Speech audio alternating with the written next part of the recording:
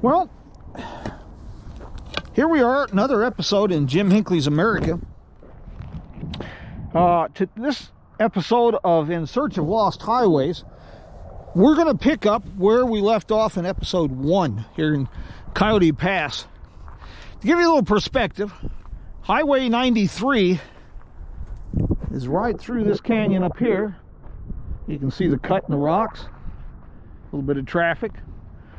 I-11, which they're going to start construction pretty soon, is right through this area here, just behind this ridge line. And Kingman, Route 66, downtown historic district, about 1.5 miles that direction.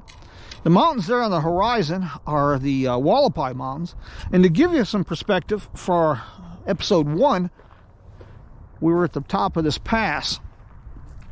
This is Beale Springs, Camp Beale Springs.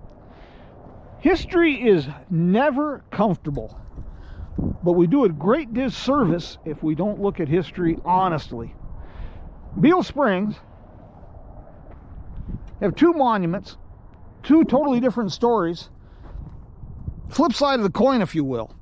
When we start taking history and cherry picking what we like and we don't like, it's like taking trying to put together a jigsaw puzzle, but taking out all the blue pieces because that color offends us.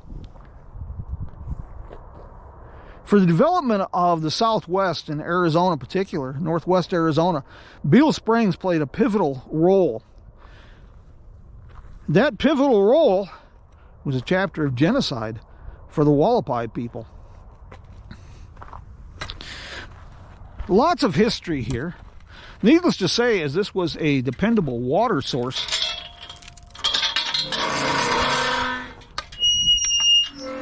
it was very, very important to the Surbat clan of the Hualapai people. There's also a Native American trade route that went through this country. Kind of an interesting story. The trade route connected at least tribes and villages in eastern, what is now Arizona, with tribes on the California coast. Those trails may have actually connected all the way with tribes as far east as Gran Quivira in what is now New Mexico. North of Kingman is a turquoise mine near the old town of Mineral Park, which is gone. It was erased by construction of an open pit copper mine about 50 years ago. The turquoise mine still operates there. And the turquoise mine, there is evidence of pre-Columbian mining there. And turquoise beads from that mine have been found down into Central America and out into the Great Plains, indicative of what was once a trade network. So these springs were quite important. Atlantic Springs is just down below this ridge line. That was also mentioned in some of the earlier reports. The first European camping here come up the Colorado River and followed this trade route east. That would have been the Father Garces expedition in 1776. American explorers looking for another route to California, looking for a suitable route for the railroad. Lorenzo Sitgreaves in the early 1850s, and most notably the namesake for the springs here, Lieutenant Edward Fitzgerald Beale. That's a fellow we've talked about a few times, and he's well worth reading about. His exploits were nothing short of extraordinary. But in this particular instance, he was tasked by the Secretary of War, Jefferson Davis. And I mentioned Jefferson Davis before. He had made what he thought was a positive career move in the early 1860s. He went from Secretary of War to the President of the Confederate States of America. Whoops. Lieutenant Beale, his trips mapping what became known as the Beale's Road, or Beale Wagon Road. Secondary purpose was testing the viability of camels for military transport. Well, that was authorized by Secretary of War Davis. Beale's Wagon Road did pass through this area, as well as the late 1860s, early 1870s Mojave-Prescott Road, which connected the Colorado River ports like Hardeeville and later Fort Mojave with the territorial capital of Arizona, Prescott, and Fort Whipple. Camp Beale Springs, we'll get into this in a little bit more, but it was established during the Hualapai Wars of the 1870s to keep this road open. It was a vital trade and military convoy. Now you can see here this concrete outline. I do not know exactly what was here, but there are reports of a small store that sold gas and oil, and that would make sense. This was a road put in to connect Kingman with Chloride in about 1913, and that was in use for well up into, from my understanding, at least until Highway 466 was put in over in this area in the 1930s. For the Hualapai people, like I say, this is not so much a historic site as a memorial. During the Hualapai Wars, the different clans of the Hualapai people were gathered and interned here, and then as the monument at the gate mentions, they were force marched to the Colorado River and about 40 miles west, and it was just not good. Not good at all. What we're walking on now is remnants of the 1913 road. Now, we mentioned this in episode 1 when we were up towards the top of the pass.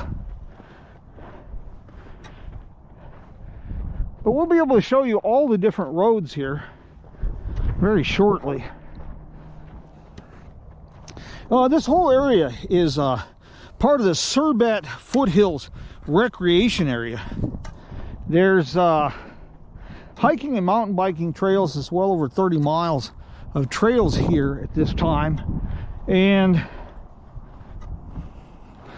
in episode 2, we were down at the White Cliffs Stockton Hill wagon road from the late 19th century, and there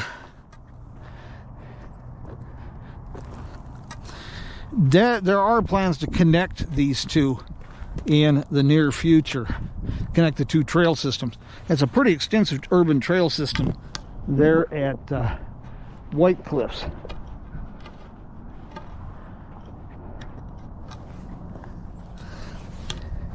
The trails are pretty easily well marked.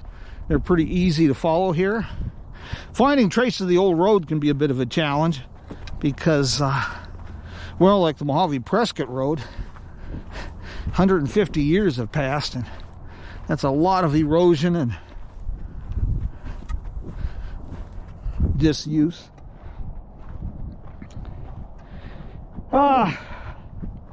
Camp Beale Springs was never really much of a military outpost, if you will. It was just a camp.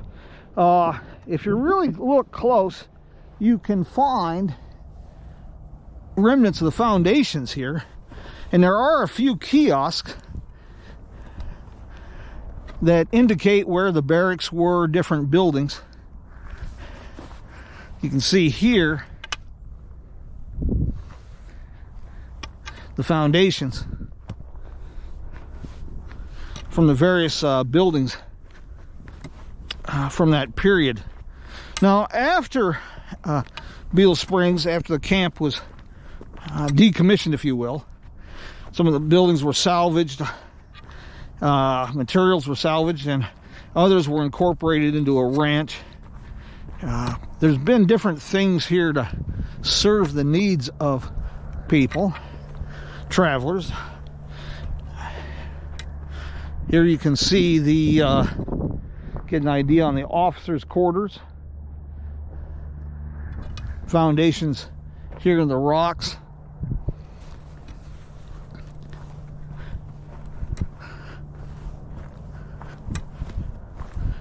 This is one of the great things about living in Kingman. Here we have this delightful trail system, and we're just a mile and a quarter from historic downtown Kingman, a few hundred yards off a major highway, 93, connecting Kingman with Las Vegas, and of course iconic Route 66. So it's a great place if you're traveling Route 66 to get off and stretch your legs a tad bit. What we're going to do first, before we go to the springs, is I will show you remnants of the old roads, and then we'll backtrack a bit and see if we can show you a little bit of the history and the springs here. A little bit late in the day, but you can see a lot of tracks in the sand from deer, fox, a lot of wildlife. If you come out here early enough in the morning and just sit quietly, you'll be really surprised by how much wildlife is in this country. I have no idea what this was. Somebody put a lot of work into digging all this dirt out. You can tell it's winter. We had a recent storm, a little bit of snow in the shade still. It's about 30 degrees this morning. If the sun was a little bit different angle, you'd be able to see the snow on the Hualapai Mountains, which makes for really tremendous view. Here you are in the desert, and you have the snow-covered peaks as the backdrop. You're always a good idea when you're in the desert doing these things, exploring. Leave just footprints and take everything with you, your trash, but leave other things behind for other people and to preserve the historic record. You won't find a lot here. It's been so much archaeological development here, and for years it was a Boy Scout camp. So as far as relics and artifacts, they're pretty thin, but they do turn up. If you go down to the Mojave Museum of History and Arts on Beale Street in Kingman, they have quite a few displays telling the story of Camp Beale Springs and, of course, the Hualapai people.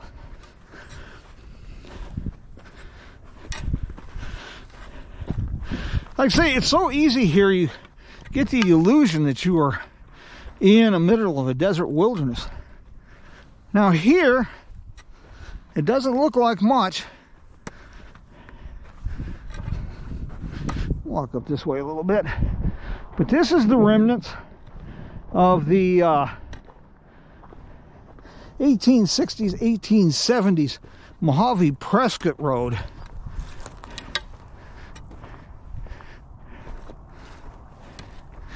It lost its a lot of its prominence with construction of the railroad in the Atlantic and Pacific Railroad in the 1880s. All the Colorado River ports faded from prominence. But as mining in the Surbat Mountains had an ebb and flow, The road through this Coyote Pass, the springs, all served a very important purpose. Chloride, just off Highway 93, probably about 15 miles as the crow flies, is one of the oldest continuously inhabited mining towns in Arizona. Dates to the 1860s. You also had Mineral Park and Surbat. They were both at one time Mojave County seats. Now you can see the road heading up towards this gate.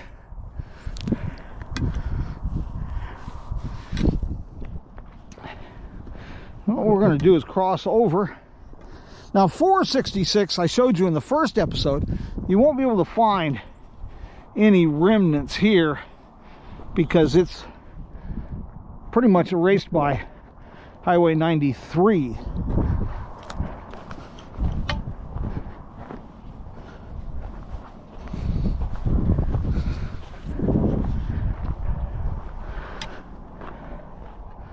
It's sure beautiful country out here. I think a one-eyed blind man would have trouble taking a bad photo.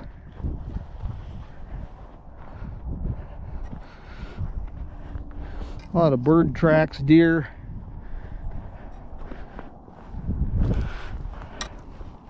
Broken glass.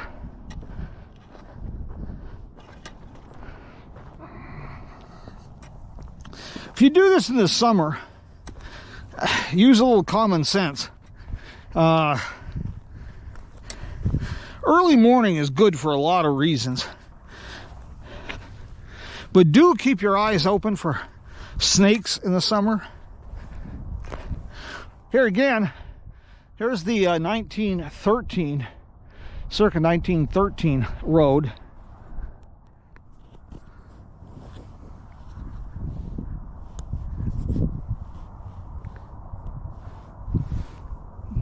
Up through the canyon here.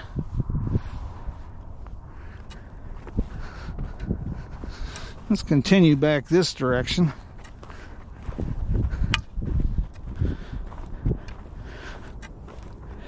More deer track. Now let's head down to the spring. I think you're going to find this really nice. This truly is a desert oasis. Even though we've been in a severe drought for more than a decade,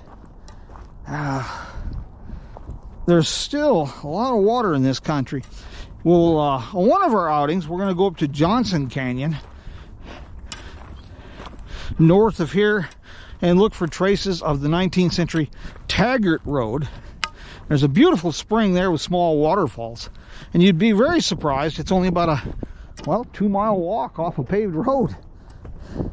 Relatively easy walkabout. Most of our hikes that I'll be sharing with you through In Search of Lost Highways will be relatively easy, nothing overly strenuous. I'm not exactly a kid anymore, and well, you know, I don't want people getting themselves into trouble on getting too deep into the wilderness. And it's easy to do. That's what brings me to another point. Even a hike this close to Kingman, or close to any town, when you're hiking in the desert, summer or winter, obviously summer really important, but always have some water. You know, if you don't need it, you might find somebody that does.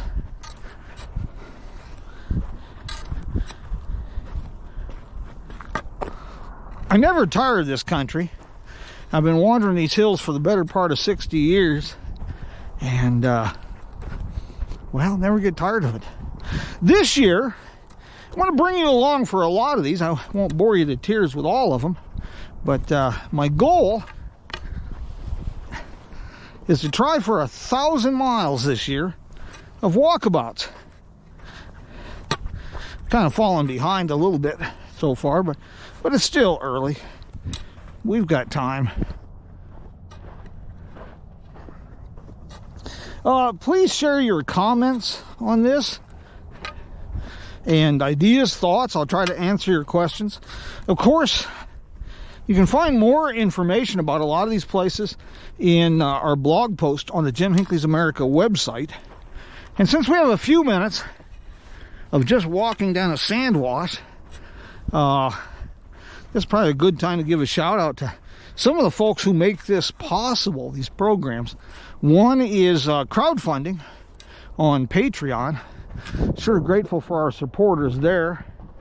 The Roadrunner Lodge in Tucumcari, New Mexico, David Brenner, created a delightful little time capsule that blurs the line between past and the present quite nicely. Of course, Tucumcari is well worth a stop or two.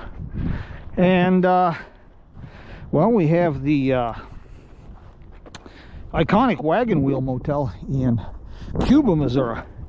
The oldest continuously operated motel on Route 66, dating to the 1930s.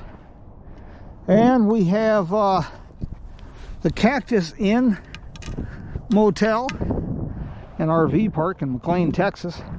Another little gem, that one's from the mid-1950s. Angela McMorland has done a fantastic job there. And then we have, if you're looking for a great road trip experience, I got to give a shout out to Route Trip USA. They're the bespoke holiday specialist for the United States or Canada for a nice adventure. And for the folks down under, there's always Gilligan's Route 66 tours out of New Zealand. Sam Murray does a bang-up job giving his clients the absolute top-notch tour. Here we can see the warehouse. You can see foundation right here. Our next stop here, and you can see here's a foundation here. Next up is the site of where the main ranch house was. Not only was there a ranch house here, but there was an orchard planted, and a fellow became quite famous. Depending on who you talk to, he was Dutch or German, and baked some pretty good apple pies.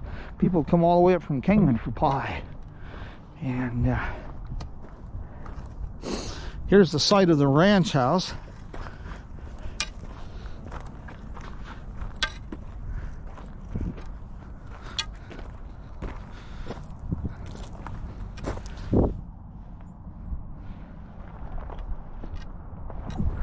Now here is a reservoir that dates from the early 20th century, most likely.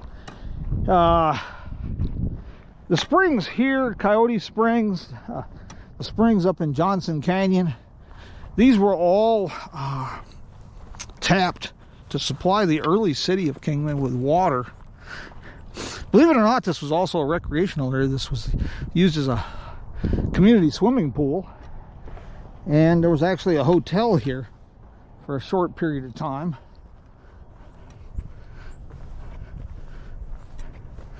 It's really a great place here. These old mesquite trees, nice benches.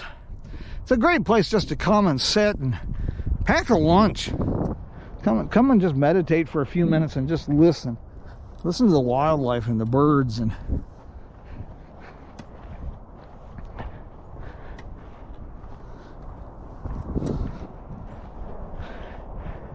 in the summer, it's a nice little shaded oasis.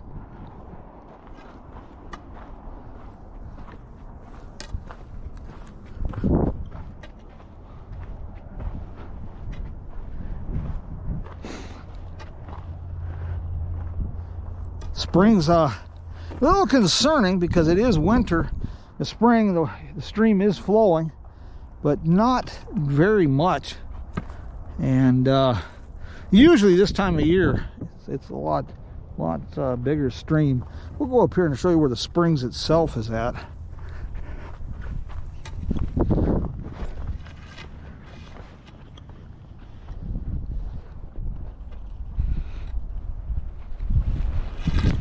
Like I said, if you do this in the summer, please be careful, because it is definitely snake country.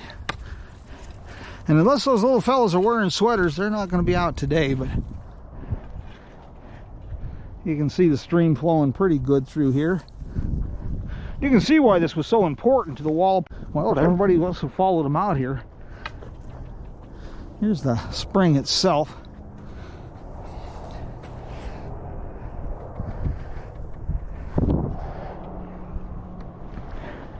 Isn't this a treat? Here you are, traffic's just whipping by it, and most people don't know this is here. And just like I say, within spitting distance of old Route 66.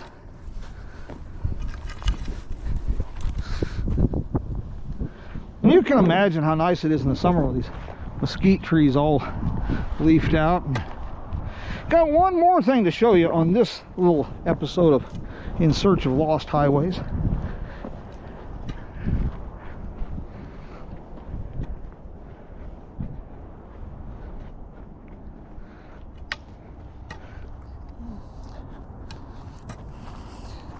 This was just a relatively short hike, as you can see.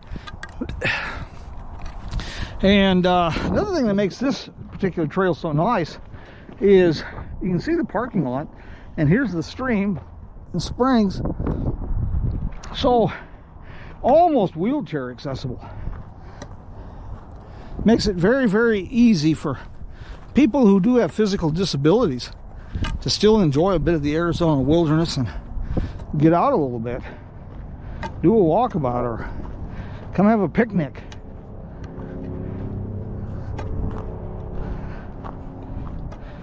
A couple things we got coming up on Coffee with Jim, our Sunday morning podcast. Want to note too, we have an embedded player on the Jim Hinckley's America website, so you can archive all the listen to all the programs there, as well as on Spotify and other podcast platforms. The programs are live on Podbean, 7 o'clock Sunday mornings. One of the things I've never... Here's the Reservoir Waterworks we're talking about. I've yet to find the old ore mill foundations. I've wandered this country a lot, and I've never found that. Hualapai Scouts.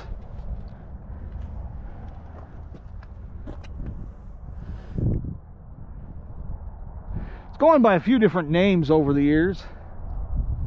You can see the military outpost set up here.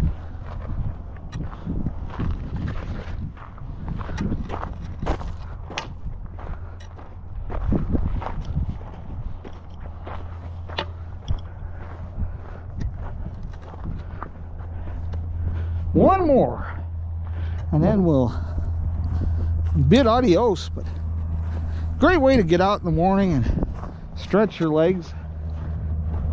I've been in this country so long, I guess I'm considered one of the dry roasted nuts, but I just love the deserts. Arizona, New Mexico.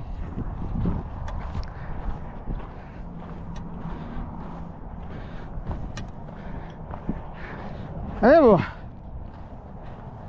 confession to make. I have accepted a request from a publisher to start on an autobiography.